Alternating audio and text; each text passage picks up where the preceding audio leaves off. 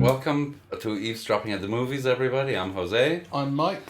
And today we're going to talk about Steve Soderbergh's new film called Unsane. Yeah, so we've watched 3 movies in a row today. We saw Ready Player One, and then we saw Isle of Dogs, and now we've seen Unsane. Yes. Late at night, which I forgot I knew anything about because I knew I'd seen people talking about it a little bit, and obviously the title is idiosyncratic. It's not insane; it's unsane.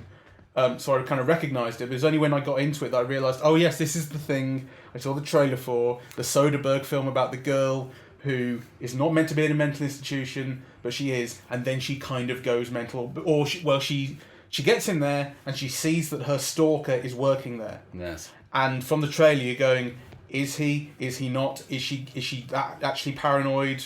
Yes. So the trailer was very, very intriguing. The trailer made it seem like a horror film with Claire Foy, in which the central nightmare is that this person who's escaping from a stalker actually ends up being committed to an insane asylum where the stalker is her nurse. Yeah, and the idea is that she shouldn't be in there. She's put in there by mistake. Yes. But then when she's in there, all of a sudden she's not going to be able to convince people that she's not insane because her stalker appears to be there. Yes. Well, actually, the film is more interesting than that in a way, because it's not only that she's not meant to be insane, it's that this hospital has a policy of cheating people on their insurance by committing them when they don't need to be committed, then committing them against their will until their insurance runs out. Right, yes, that's his kind of secondary sort of aspect to it. So we should say that's really the premise. Obviously, spoilers. We'll be heavy on spoilers from now on.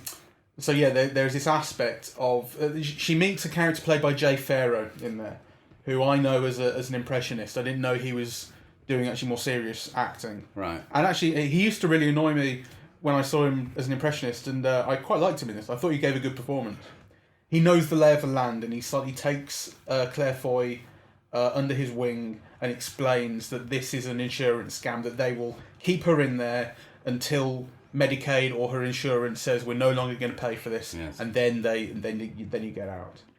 And also he has a mobile phone. Yes. Which she uses. It's important for the plot. Well, the whole beginning of the film is really interesting because you get the sense that it's a very lonely career woman who actually is very smart and is prey to sexual harassment. You get the sense of her boss kind of trying it on with her, and her being very firm and prim and nonsensical. But also that she's very lonely and isolated. And then as the film unfolds, you realize the reason why she's lonely and isolated is because she's basically moved across country to escape the stalker. So in fact, she doesn't know anybody. So really that phone is a lifeline because, but the beginning scenes are very well handled because you can see how quickly she gets entrapped, right? So, the doctor says, sign this, it's just a boilerplate.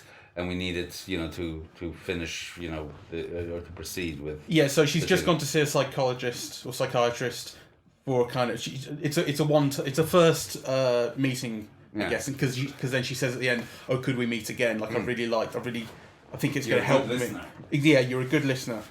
And then when she signs this document, it turns out that she's committed herself. That's right. And then she meets. Then an attendant says, just come this way, it's policy. And then the nurse says, do this, it's policy. And before you know it, she's in a 24-hour stay. And then the 24-hour stay becomes a 7-day stay. So actually, you get the feeling that she could end up there forever, really. So, and it's crushing, and you really feel the terror of it. There's really no way out of that. I mean, it's also that you really feel, it's implicit, but you really feel the idea of a catch-22 in there, where the more that you say you're sane, the less they'll believe you. Yes. But if you were to then kind of play insane, as it were, you'd stay there. Though actually, she was so on edge that you could understand also why they'd keep her. She assaults 2 people in her first night, and it's a sense of frustration and so on. But nonetheless, right, and you've also seen from before she got to the hospital, she had a slight episode where she thought she saw a stalker. So she with good reason, she is paranoid. Yes. Which is not to say kind of to a mentally ill degree. Like I say, she's got good reason to be paranoid. She has a stalker. Anyway, but let's not lose sight, because I thought, to me, well, on the one hand, I was bored, and I don't think it's successful. On the other hand, it's kind of like a daring little experiment. Like, it's got so many things that are interesting, right? Like, the shots, the compositions, some of the ways that, like, when she's on drugs, the way that those things are depicted. That was a great little sequence. Yeah, so actually it reminds me a little bit of, like, those late 60s horror films that in some ways are not very well realized, but actually have wonderful moments, and, you're kind of, like, riveted to them. It is kind of, one of those termite films that, it's true, that are more interesting. So is that an actual term, or is that just... Yeah, no, it's a term. It's a term. Termite. Yeah, it's termite cinema, and my mind isn't working very well. It's an American critic from the 1950s who defined the term, and defined it so as to describe how, the real boundaries of art and cinema were often being pushed, not by the grandiose, big budget films, but actually by all the little B movies. Manny Farber. Manny Farber, that's right. Emmanuel Manny Farber, Susan Sontag called him the liveliest, smartest, most original film critic America's ever produced. Let me just see what it says about termite stuff. And he was the lover, I think, of Robert De Niro's mother. That's a side gossip thing. Ooh. Who was an artist. White Elephant Art versus Termite Art. That's an essay that he wrote. It appeared in 1962 in Film Culture. In it, he writes on the virtues of termite art and the excesses of white elephant art, and champions the B-film and underappreciated auteurs, which he felt were able, termite-like, to burrow into a topic.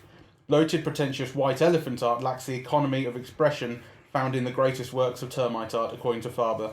Termite, tapeworm, fungus, moss art, he contends, goes always forward, eating its own boundaries, and, like as not, leaves nothing in its path other than the signs of eager, industrious, unkempt activity. Right. That's quite interesting. Well, I thought that's a term that applied very well to this film, because you can see in this film how it's a whole bunch of artists who just gathered together, and really it's kind of an experiment. It's a low-budget film in which they're trying out very interesting things. It was shot on an iPhone. Was it shot on an iPhone? Yeah, famously, well, I suppose, quote-unquote famously. It's one of the notable things about it. It was shot on an iPhone 7 Plus. Oh, right, okay. Well, that makes more sense, because I was wondering why, the shots looked weird. It was like, there was wide angle. It was very wide angled. It looked sometimes like it was a fisheye lens, really. I think once or twice it gets very close to fisheye. Yeah, and there were things where, like, the characters' faces were almost at a normal distance, but their hands would look enormous, right? So that makes sense. Anyway, it has this weird kind of dislocated feel to it. It's very poorly lit, right? And you mentioned... There's one scene in particular where Claire Foy and Jay Farrow are talking, and she is lit, and he is not at all. Which I don't know if that's a limitation of the lighting or a limitation of the phone, but either way, it's just not... It doesn't work. It's racist, really, because you need to take into account skin color. You can't always sideline black people and kind of just turn them into a block. You couldn't even distinguish his features, for most of the time he was on screen. So, that was a limit to that exercise. It looks really low budget, but it looks really interestingly experimental within that budget. And so, some things work better than others, really. I didn't like the look of it at all. No, but define like, because I think the look of it suits it. I think in some ways it suits it, but it's I didn't know that it was an iPhone film, and now that you mention it, it kind of makes sense. It's an iPhone film, probably using a lot of whatever light's available, because a lot of it feels dark, right, and kind of wide, like overly wide angled. And with the texture of the image, like not very good quality. It lacks kind of density and depth. And my God, if you just think of the Wes Anderson film, right? Isle of Dogs. Yeah, there was a pleasure just in the depth of the image, right? Like, whereas this seems very thin, very gray, or like a kind of unsaturated or desaturated color. You kind of feel like whatever work could have been done to make the image more interesting beyond it's beyond what it came out the camera as has not really been done, or hasn't been improved to its best advantage. That's right. So I think for me, like, what was interesting to see was there were some really interesting shots and some really interesting compositions, and it did lend it an air of like something abnormal, you know, or claustrophobic. I would say. Yeah. I mean, it gets into you. You really feel Claire Foy's paranoia and kind of increasing mania. She's great. And I mean, through the cinematography, though, you know, that kind of, as you say, that the very wide angle stuff early on, before even you get into the hospital, you know, it's all this, as you say, wide angle photography where depth is and size is really emphasized, and it feels very voyeuristic as well. And also, it's the first half of the film is full frame, and that again increases the feeling of claustrophobia, where you're kind of walled off, and it emphasizes verticality in the scene, so you see ceilings all the time, and you're constantly feeling penned in. Yes, no, it's true, and also that voyeuristic sense. You're often, you know, there's often like reframings within the frame with shutters and people looking on, you know, through windows, or you know, little windows indoors, or so that sense of feeling penned in, of being watched or being stalked. But in this world that's all like gray and thin and and distorted, you know. I was constantly kind of interested to see where the film would go. I didn't feel I could predict kind of what its next move would be, you know. Like, even when, for instance, the mother gets involved, you kind of go, okay, well, she's going to try and get her daughter out and sort it all out. But even then, I didn't feel I could predict exactly what would happen next. So I was constantly interested in where the plot would go, but on a kind of minute-to-minute basis, the film, once you got into the hospital, at least, the film was very, very boring, I guess, really. Yes. Not exciting enough. I was bored. On the other hand, I mean, to be fair, a few people left. Probably 4 people left in the cinema, which maybe it was just like they thought it was crap, or thought it was too boring, or it wasn't the kind of film they thought, or it was whatever late, it was. or whatever, yeah. Or also it was a late screening, so maybe they thought it's not worth it. Yeah. But on the other hand, I would say that if you have personal experience of mental illness or kind of, psychiatric hospitals, or having a stalker, I think this film would really, really speak to you and probably creep you out a lot more effectively than it did you or I. Do you think? I don't know. It seems to me a very convincing depiction of the issues that it raises. I'm not convinced. Right. I mean, I thought, well, as a kind of horror film, it worked on me. Like, you know, I think I jumped out of my seat. You jumped a couple of times. So that's the thing. I mean, I have mixed feelings about this, because on the one hand, it's a neat experiment, and I loved seeing all the compositions and, you know, kind of that they were doing, the different types of shots, and all of that I loved. Yeah, it's kind of, you thought it was experimental. They were trying something, and it was interesting to see.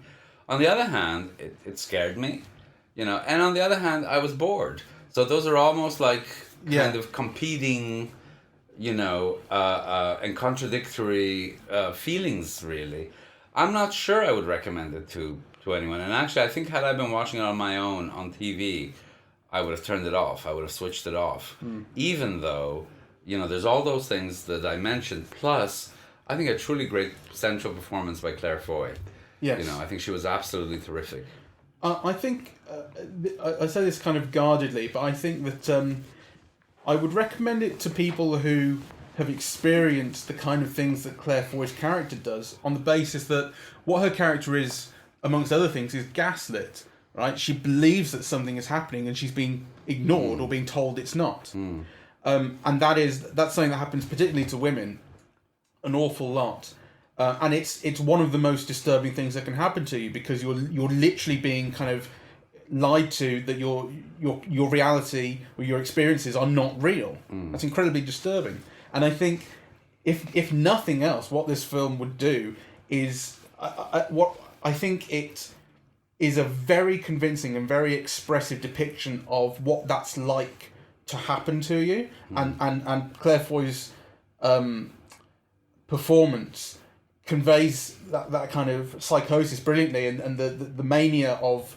being gaslit and being told that what you're experiencing is not real and not being believed, and so I think like if you've kind of gone through that, or you think you might have gone through that, it's kind of like someone else goes, I get this. I wouldn't go with this too far, because if you're recommending people who have psychological... I'm not saying it's like a cure. No, but if I'm saying, if what you're saying is that people who've undergone this kind of psychological trauma, might really kind of enjoy what you're reliving it. No. That's That's why I mean I say it guardedly. I have no. It would probably be more traumatic. I don't mean that at all. But I do mean that that one thing that can be the one thing that could be beneficial if you've gone through that kind of trauma is to have someone else, is to see something that suggests that someone else understands it. Yes. And shares that experience, and that you're not alone. Yes. And this film would be incredibly traumatic, but it also would say you're not alone. Someone else gets this. I think it's its greatest success is that it expresses that very convincingly to me. Let's look more at the faults. I hated the villain. I forget what the actor's name is now. Joshua something. Hold on. Yeah. And I don't know why he was cast. Because he looks creepy with a beard and rapist glasses. Well, Joshua Leonard. I don't remember ever seeing him before, and he does definitely look creepy, and kind of slightly perverse with the glasses and the beard and so on. But he's been in, from what I can tell, only independent things. He started with the Blair Witch Project. Right. Well, I just thought he wasn't good enough. He was one of the main ones. And he's certainly not good enough opposite Claire Foy. No, he's not a good enough actor. He's like a bit of a blank, really. Particularly those scenes in the blue padded cell. Yes. Where they're actually kind of having it out. He's not good enough. He can't hold up to her. Yeah. So that was a big problem for me. And then earlier on when we were talking about the Isle of Dogs, and I think it's such a marvelous film that we were trying to find fault with it. And one of the things that I was saying is that how the ending seemed too long because everybody's narrative gets wrapped up. In this one, kind of we barely get a sense of what happens to the protagonist, really. Well, I mean, she's returned to the real world. The hospital, having been kind of found out for the underhand shady shit that was going on there. Yes. She resumes her life. And she does well in her job, but then she can't escape the trauma, the psychological trauma that's of her stalker. So yeah. So nothing is wrapped up in this one, really. No, but is that a fault for you? I mean, no, it's not a fault. I'm just kind of no, sure. It's the thing. I mean, I think the ending felt appropriate to me. It did. Well, the ending for this felt much more appropriate than the ending for Isle of Dogs. That's the kind of point I'm making, really. Right, yeah. Come see. But anyway, so as I said, I have mixed feelings, really, and I think I would recommend it to fans of Soderbergh. I've realized that in a very brief space of time, this man who keeps saying that he's retiring, I don't know how many films I've seen of his actually, but, more than any other filmmakers, I think, because, there was the Magic Mike films, both of them. Then there was the Liberace film that I saw. Yeah. TV movie, but a film. I saw it here at the cinema. Then there was the film with the martial arts artist. Then there was the film with Jude Law, about a medical doctor. Then there was Logan very recently. Logan Lucky, Behind the Candelabra, Side Effects. Magic Mike, Contagion. That's going back the last 10 years, so The Informant and the Girlfriend. Just the last 4 or 5 years. If you go, say, since 2013. Yes. So 2013 was Side Effects and Behind the Candelabra. Okay, that's right. Leave it a couple of years, you get Logan Lucky and Unsane the last couple of years. That's only 4? Only those 4? If you want to go back to Magic Mike, that's 2012. Okay, well... So, but I mean, the point is, over the last 5 or 6 years, he's kept putting out work. Almost a film a year. Yeah. Well, I mean, yeah. And the television series. The one this reminded me the most of was Side Effects, which I think I had. I don't really remember, but I think I had a kind of a bad time. This reminded me of it insofar as, to me, it felt like kind of early 1990s erotic thriller, sort of this kind of stuff. Although this is not erotic, but it's the kind of. It reminded me of the kind of thriller you would get on Channel 5 late at night. Sort of in 2002, do you know what I mean? It's reasonably cheap B-movie psychological thriller stuff. Because of all of these movies that we've mentioned, the only one that I really loved, that I thought was really great, and I wanted to write on it and didn't have time, was the Liberace film. Behind the Candelabra? Behind the Candelabra. I couldn't get through that. I turned it off. Oh, I loved it. You know, and I liked Magic Mike as well. But, you know, I liked it very much, actually. No, so those two I liked. All the others have been, like, real misses, really. Like, you think there's always things you like in them. Yeah. But actually, they're not fully realized. And actually, I would put this film in that category. You know, it's an interesting try. I mean, the last film of his that I would say I loved sort of the whole way through is, God, Ocean's 11, probably. I mean, everything since then, I would say I've had problems with. Yes. But I mean, but on the other hand, like I will continue to see anything he makes because I think he's interesting. I think he's and interesting. he's always trying to do something interesting. Though, I don't know. I mean, I have mixed feelings because in a way, I do think that. I do think he's always trying to do interesting things. Like, you know, Logan was interesting and amiable and so on. And yet it felt like paper thin, really. Like, I can barely remember it now, you know. So... There sometimes seems to be an attitude with his films that, like, trying an experiment is enough. Do you know what I mean? Like, yeah, and from the point of view of the audience, it's just not enough. No. Do you remember... Actually, anybody without a Cineworld pass who goes to see this will be really disappointed. Yeah, you'd feel shortchanged, wouldn't you? You would. You want it to be more complete than it is. The film that really springs to mind is actually, for me, of this type, is not a Steven Soderbergh film. It's 127 Hours, the Danny Boyle film, which was not a bad film, but the entire film felt like an experiment in how do you film a guy under a rock. And yet, I can remember scenes and shots of that film. You know, I remember James Franco kind of, you know, being in the cave and, like, breaking his foot or something, or his hand, I forget what it was. But, you know, you have, like, these images of the sunlight hitting the rock and him being trapped. Like, there are things that, actually, that film is much more successful at creating things that stay with you, right? Like, with Logan, which was just released... Logan Lucky, which was released this year, I think. Last year, within a year, right? Like, all I remember is a kind of a shaggy amiableness, you know, but I can't remember more than a feeling, you know. So they that's don't stay with you very much, do you? Though. Well, not with me anyway. Not with me either. The last one I would say that actually stayed with me is Magic Mike because I would watch those dance scenes over and over. I thought they were fucking great. Yes. I think actually the plot of Magic Mike, the character stuff, is pretty dull. But it's those centerpiece scenes what that film really is about. But like I said, the last film of his that the whole way through I thought was great and memorable was Ocean's 11. Yes. The other Ocean's films I like as well, but not as much. I like them all. Actually, I think I saw them recently. You brought them up. I was watching them again recently. Okay, and then because of you, I saw them again. And they're just such fun, right? Like, and they're kind of glamorous and expensive looking and sleek, you know. And actually, it's so in a way it's like comfort food, but it is very comforting. Whereas actually this, you know, even the images lack calories.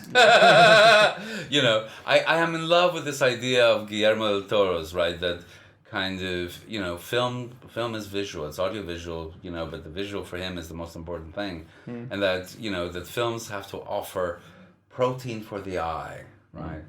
And it's very interesting because in this film, there's a lot of attempts to create that. But I just think that a lot of those scenes are constructed because they look neat or different or unusual, right? Or look what you can capture. Look how you can film, this room from this angle to look like that, rather than this is filming it this way from this angle, etc., is expressing X, right? Like I think the thought, like there's too much of, oh, isn't this neat, rather than how do we best express X, right? The one part of this film which did achieve that was the scene we mentioned earlier where she's been drugged by her stalker, and she enters a state of psychosis, and there's a shot of her from behind as she's kind of tearing around a room, breaking stuff and screaming. There's a shot that tracks her straight from behind her head, and it's superimposed with a shot on her face. Yeah, and which so only peaks periodically. well, they're kind of there half and half. But you see the one from behind her more because you see the chairs and stuff she's running around. But then you recognise her face because you kind of, so you see it in the back of the head, and you can also see sort of the ceiling tiles. That's a great shot. It's a brilliant little sequence. I mean, there are lots of things like that are very intriguing actually in this film. And that's why I would recommend it to fans of Soderbergh, because you can see how he's developing things and he's working with things and he's trying things out.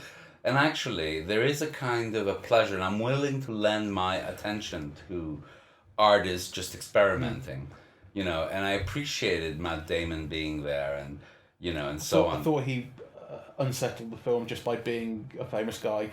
It's a cameo. It's a cameo, and actually it's a Matt Damon role in the cameo, and so on. But I did appreciate him lending his support to this, actually. Oh, sure. And I mean, it was a pleasure to see him. I think when you say it unsettled it, like the film did need a jolt, because I looked at my watch like 3 times, so I appreciated him being in it. Oh, fair enough. My perspective was it was something that took me out of the film rather than kind of energised it. Well, 2 different worlds. You and I. Well, that's for sure. But yeah, okay. He didn't shoot this film, which I thought was interesting because he is famous for doing his own cinematography, isn't he? I think so, yeah. And this was done by someone else, and it was not good. No. Well, I mean, was it the other guys? Let me look at the cinematographer and see if it was like his first film or something. It was like, I don't know. He's a student being given a chance or something. Cinematography. Oh no, cinematography was by Steven Soderbergh as Peter Andrews. Oh right, okay. So pseudonymical. Okay, well that's interesting. So anyway, it was not. I didn't like it. I didn't like the way it was lit. No, so. The lighting was not superb. And yet, obviously, he's a very knowledgeable. But it boggles the mind that this lighting was something that he chose to execute, right? Like, because as we were talking about those scenes with Claire Foy and what's the actor's name? I mean, it borders on the racist, really. So if Jay Farrow. So if he was satisfied with that lighting, he's got a problem. Yeah, or maybe, like I say, maybe he put it down to a limitation of the camera and thought, well, there we go. I mean, that's not, which is also kind of not excusable. Well, no, because I mean, that in that one shot, you really could not see Jay Farrow's features, and it felt very. And he was. Balanced. I mean, it's a 2-shot where both characters are important, and you literally cannot see the features of one of them. I mean, that's terrible. So I don't care if it's fucking Steve Soderbergh. Lousy lighting. No, I agree with you. Anyway. Or bad casting. I'm joking. Yes. Well, he was very good. Yeah, he was very good. I believed him. What do you think about the kind of? It does get very kind of B-movie-ish, doesn't it? With the sort of conspiracy aspect to it. That's the idea that the uncovering of the kind of criminal enterprise almost at the end. And the idea the Jay Farrow's character was an undercover journalist who happened to lose his life. When it gets to the point where the stalker has him tied up in the basement and then doses him with heroin, the film lost me for a bit there. It did, and actually, I also thought, I mean, not to pursue this kind of racist thing too much, but let's say had that part been played by a named white actor, they would have given him something more to do, right? He would have resisted. He would have rescued her. He would have, because that's actually almost like the third most important role in the film, right? So there's the Claire Foy character, there's her stalker, and then I would argue that he and the mother are, the other share a tier below. Yeah, below. So to possibly to just bump him off like that. Oh, to be fair, he bumps her off as well. The mother. Yeah. But the mother has more. I'm not sure she does have more to do, really. She shows up. No, she has more, because not more in terms of lines, but more in terms of there's a whole emotional scene with the daughter, and about getting in touch and being in touch and being able to help, right? And the thing that happened with the father, and you get a whole there's a whole emotion thing, whereas he's just kind of plot, really. A little bit, but he's also someone who... He's a plot function. Up to a point, but he's also...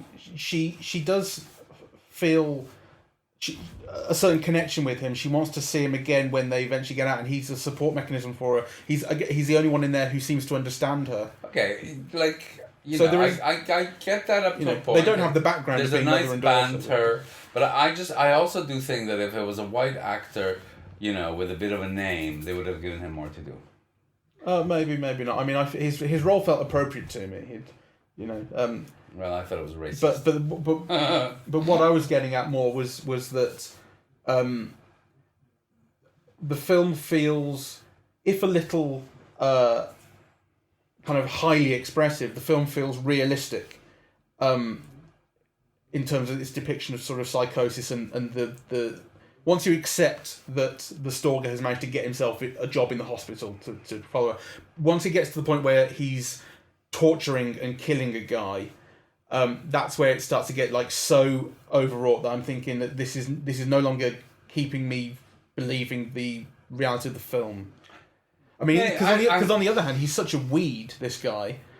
Like, how does he capture him? And would he really have the kind of confidence? There's this whole thing towards the end of he's a virgin and it's a very badly... Will he prove himself by raping someone else in front of her? It's a very badly acted character, so you can't tell, because Claire Foy brings such humor and intelligence and panic, and resistance. She just does so much with his role that, acting opposite him. Now, maybe if the same guy had been played by Woody Harrelson or something like that, with the same lines, it might have been a completely different thing. Or Matt Damon. He could have brought out the pervy... Matt Damon could have done it. Joaquin Phoenix could have done it. He could have gone straight from You Were Never Really Here into this with the same beard and body. My God, you can't even mention the films in the same phrase. I know. Really. Let's end this really, because... I would give it a guarded recommendation on the basis of it having certain qualities and a certain kind of convincing portrayal of paranoia and sort of psychosis. I would recommend it to people who don't have to pay for it. So if you have a Cineworld Pass, go. If you're interested in Steve Soderbergh as a director, go. If you're interested in Claire Foy, it's truly a great performance, go. If you don't fit into any of these categories, you will feel very shortchanged. Yeah. But in other words, of the three films we've seen today, I would recommend it the least. I'd recommend it below... I would recommend the Spielberg one the least. No, I'd recommend it below Ready Player One. Ugh. You get more for your money with Ready Player One. You get nothing out of Ready Player One. Well, you didn't. I didn't. I would choose this would be my second choice. Okay. Well, Ready Player One had better lighting. You could see the black people. The image was very thin and very unsatisfying. And it's a dumb movie. This at least has intelligence. Some intelligence. I think it slips slightly into nuttiness at points, but yeah. All right, so but of the three films, see Isle of Dogs first. Yes. So thank you very much. We are eavesdropping at the movies. We're on iTunes, SoundCloud, Facebook, and Twitter. Well done. All right. Let's end it here. Yeah.